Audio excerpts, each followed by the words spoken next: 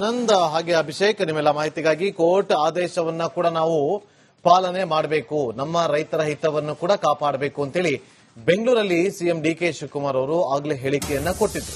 ಪರಿಸ್ಥಿತಿ ನೋಡಿಕೊಂಡು ತೀರ್ಮಾನಿಸುವಂತೆ ಸೂಚನೆಯನ್ನ ಕೊಟ್ಟಿದ್ದೀನಿ, ಈಗಾಗಲೇ ಅಧಿಕಾರಿಗಳಿಗೆ ಸೂಚನೆಯನ್ನ ಕೊಟ್ಟಿದ್ದೇನೆ, ನಾಳೆ ಮಂತ್ರಿಗಳ ಜೊತೆ ಸಭೆಯನ್ನ ಕೂಡ ನಡೆಸ್ತೀನಿ ಅಂತೇಳಿ ಸಿಎಂ ಡಿಕೆ ಶಿವಕುಮಾರ್ ಅವರು ಪ್ರತಿಕ್ರಿಯೆಯನ್ನ ಕೊಟ್ಟಿದ್ದಾರೆ.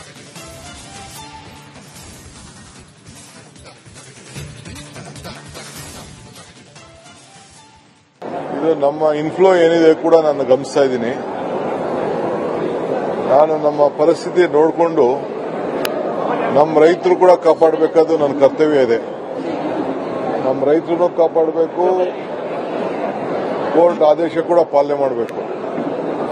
ಇವೆರಡು ಕೂಡ ನಮ್ದು ಇಟ್ಕೊಂಡು ನಮ್ಮ ಇರಿಗೇಷನ್ ಮಿನಿಸ್ಟರ್ ಎಲ್ಲ ಕೂಡ ನಾವು ಮಾತಾಡಿ ನಾನೀಗಾಗಲೇ ಹೇಳಿದ್ದೇನೆ, ಬೆಳೆ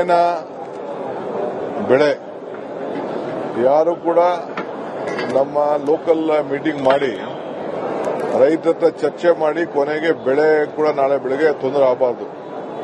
ನೀರನ್ನು ಗಮನದಲ್ಲಿಟ್ಕೊಂಡು ರಾಜ್ಯ ಬರೀ ಕಾವೇರಿ ಒಂದೇ ಅಲ್ಲ, ಇನ್ಕ್ಲೂಡಿಂಗ್ ತುಂಗಭದ್ರಾ ಇರ್ಬೋದು, ಆಲ್ಮಟ್ಟಿ ಇರ್ಬೋದು, ಎಲ್ಲ ಕಡೆನೂ ಅಷ್ಟೇ ಡ್ಯಾಮ್ ನೀರನ್ನ ಗಮನದಲ್ಲಿಟ್ಕೊಂಡೇ ತೀರ್ಮಾನ ಮಾಡಿ ಅಂತ ಹೇಳಿದೆ ನಾನು.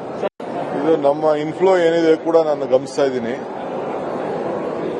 ನಾನು ನಮ್ಮ ಪರಿಸ್ಥಿತಿ ನೋಡಿಕೊಂಡು ನಮ್ಮ ರೈತರು ಕೂಡ ಕಾಪಾಡಬೇಕಾದ್ದು ನನ್ನ ಕರ್ತವ್ಯ ಇದೆ.